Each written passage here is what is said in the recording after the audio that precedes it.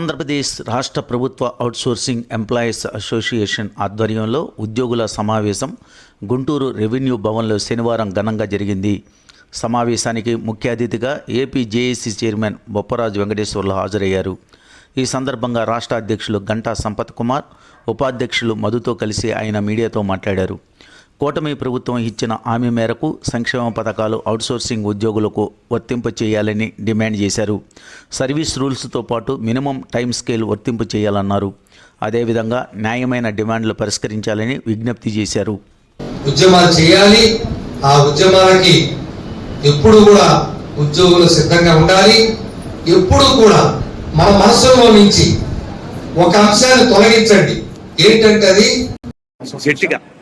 Andhra Pradesh outsourcing employees association AP JAC Amaravati అనుబంధం. నేను state president Ganta Sampath Kumar Naik. ఈరోజు రాష్ట్రంలో అవుట్సోర్సింగ్ ఉద్యోగస్తులు ఎన్నో సమస్యలు ఎదుర్కొంటూ ఉన్నారు. కూటమి ప్రభుత్వం మేనిఫెస్టోలో పెట్టిన విధంగా అవుట్సోర్సింగ్ ఉద్యోగస్తులకి సంక్షేమ పథకాలు వర్తింప చేస్తామని వారి మేనిఫెస్టోలో పెట్టడం జరిగింది. నేటికి 3 సంవత్సరాలు గడుస్తున్నా కూడా ఎలాంటి సమస్యలు తీరలేదు. ఇంకా కొన్ని డిపార్ట్మెంట్లో ఉద్యోగస్తులకి జీతాలు రావడం జరగలేదు. ఈరోజు మేము ప్రభుత్వాన్ని పిఆర్సీ వెంటనే వేయాలి అని, మెప్మా సర్ప్ మాదిరిగానే హెచ్ఆర్ పాలసీ ఇంప్లిమెంట్ చేయాలని, తర్వాత అవుట్సోర్సింగ్ ఎంప్లాయీస్కి మినిమం టైం స్కేల్ వర్తింపు చేయాలని మేము ప్రభుత్వాన్ని కోరుకుంటున్నాము. ప్రభుత్వాలు వచ్చినప్పుడల్లా అవుట్సోర్సింగ్ ఎంప్లాయీస్ చేస్తామంటున్నారు, కానీ అవుట్సోర్సింగ్ ఎంప్లాయీస్ తీరట్లేదు. ఈరోజు విజయవాడలో నుంచి గుంటూరులో ఎక్కడ చూసుకున్నా కూడా అవుట్సోర్సింగ్ ఎంప్లాయీస్ రోడ్డు మీద ఉండడం జరుగుతుంది. జీతాలు వాళ్ళకి సమయంలో పడకపోవడం జరుగుతుంది. నేటికి కొంతమంది కాంట్రాక్ట్ విధానాన్ని అవలంబిస్తున్నారు. ఇది సంఘం పూర్తిగా దీన్ని ఖండిస్తుంది. కాంట్రాక్టర్ ఈఎస్ఐ, ఈపీఎఫ్ టైంకి కట్టుకోకుండా వారి ఉద్యోగాల్ని తీసివేయడం జరుగుతున్నది.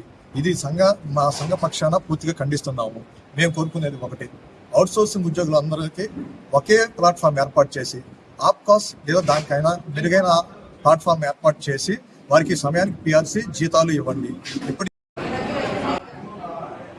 ఈరోజు గుంటూరు రెవెన్యూ భవన్లో ఏపీ జేఏసీ అమరావతి సంఘానికి అనుబంధంగా వ్యవహరిస్తున్న ఆంధ్రప్రదేశ్ రాష్ట్ర ప్రభుత్వ ఉద్యోగుల సంఘం జిల్లా కమిటీని ఎన్నుకొని జిల్లా సమావేశం ఏర్పాటు చేయడం జరిగింది.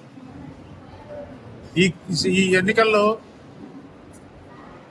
నౌకాబత్తిన నాగేశ్వరరావుని అధ్యక్షులుగా, అలాగే కంచర్ల అశోక్ని ప్రధాన కార్యదర్శిగా, అలాగే ఉపాధ్యక్షుడిగా